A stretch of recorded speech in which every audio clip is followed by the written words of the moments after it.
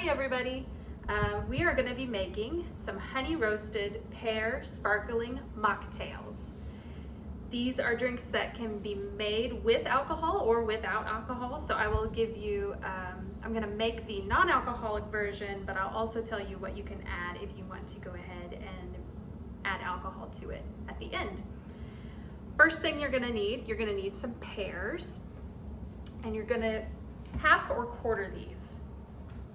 So let me go ahead and do that.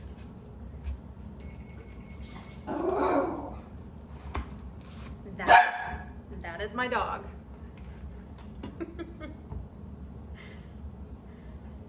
And you're going to place your pears on a lined or greased baking pan.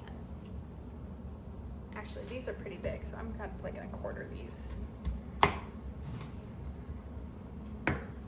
just so they don't take quite so long to cook.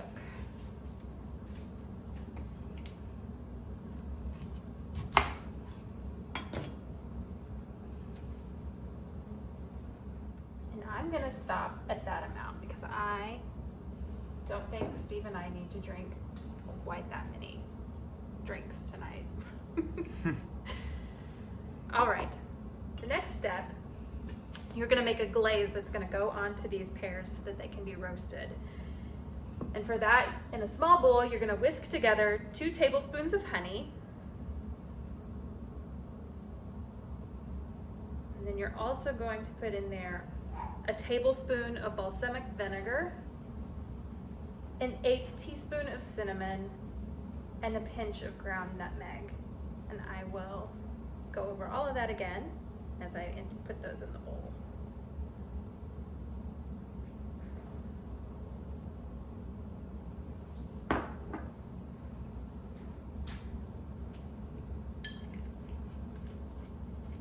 One tablespoon balsamic vinegar.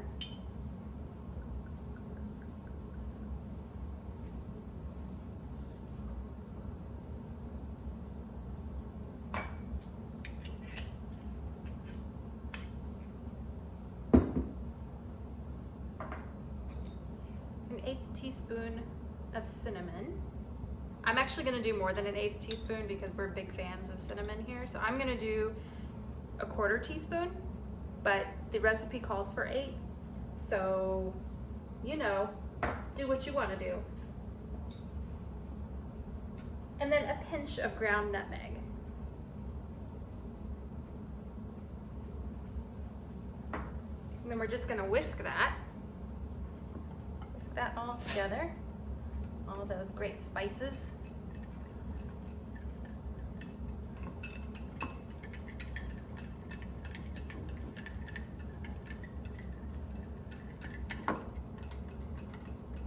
And then we're going to brush this glaze on top of our pears. So get your brush. Generous. Go all over your pears with this.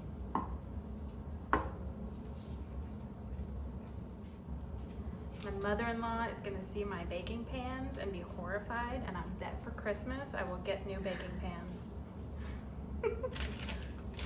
I'm sorry, Patty. After we get these glazed, you're going to pop them into the oven at 400 degrees. And you're gonna roast them for 20 to 25 minutes, depending on the size of your pears. You want to cook them until they're soft. So if they're bigger, of course, they're gonna take a little while longer. I'm gonna put these in for just 20 minutes and then check them after 20 minutes and see how we're doing. So now I'm gonna pop them in the oven. All right, so now we have our roasted pears. The next step we're going to do is to scoop out the seeds and remove any of the stem bits or anything like that, and then we're going to be pureeing them. So let me just grab a little guy right here, and they are still warm.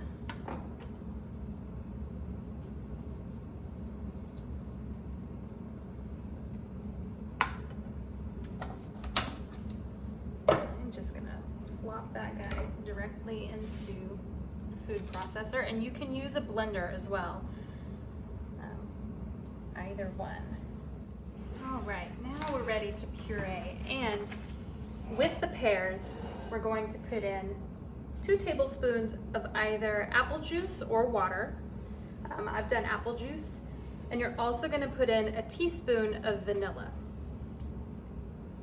Let's just pour those in.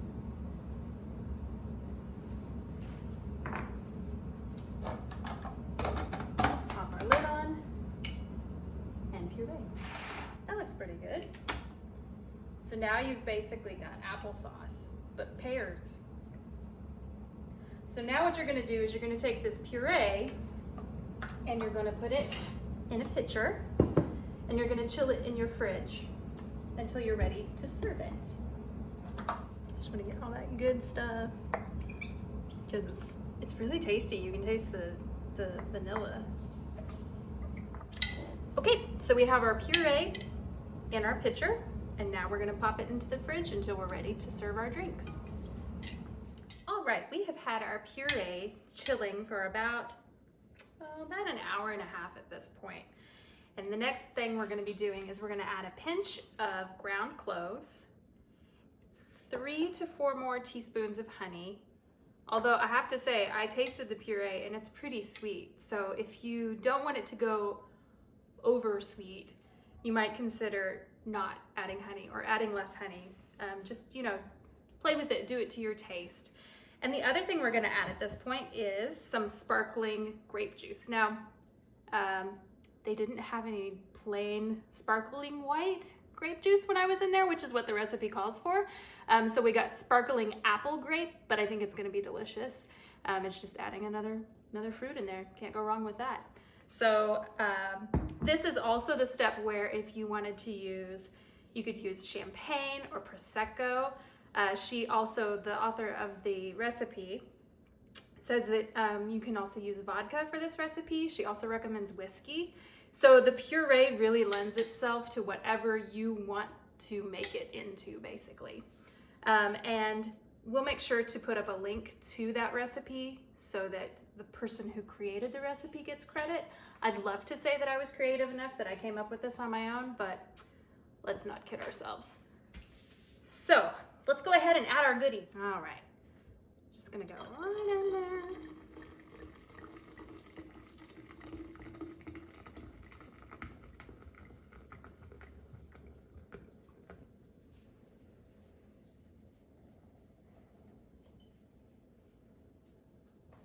All right, and now we're gonna stir that up.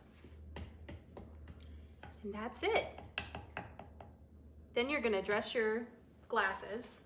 We're gonna be using champagne coupes, but really any glass, you can use any glass. And we're going to coat ours with brown sugar around the rim.